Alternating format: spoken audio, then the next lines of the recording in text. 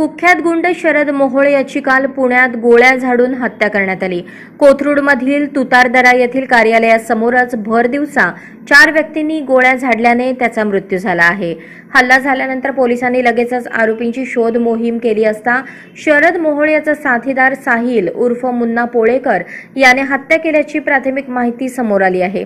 या प्रकरणात पोलिसांनी आतापर्यंत 8 जणांना अटक केली असून त्यांना न्यायालयात सादर केले जाणार आहे। शरद मोहोळ याची जमिनीच्या आणि पैशाच्या वादातून हत्या झाल्याची माहिती पोलिसांनी दिली आहे।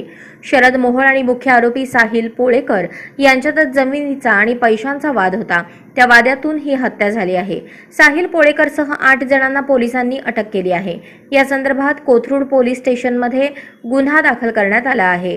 पोलिसांनी गुन्हा शाखेची 9 तपास पथके तयार करून आरोपींना शोधून काढले। पुणे शहराच्या परिसरात आणि पुणे ग्रामीण, सातारा व कोल्हापूर परिसरात आरोपी मिळाले।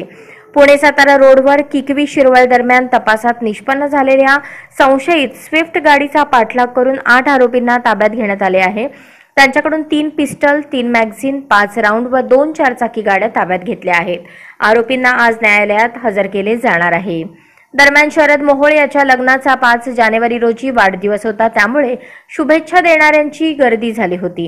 शुभेच्छा स्वीकारल्यानंतर देवदर्शनासाठी तो कार्यालयातून बाहेर पडला। इतक्यात गर्दीतून 4 जण पुढे आले आणि त्यांनी जवळूनच मोहोळ याच्यावर बेछूट गोळीबार केला।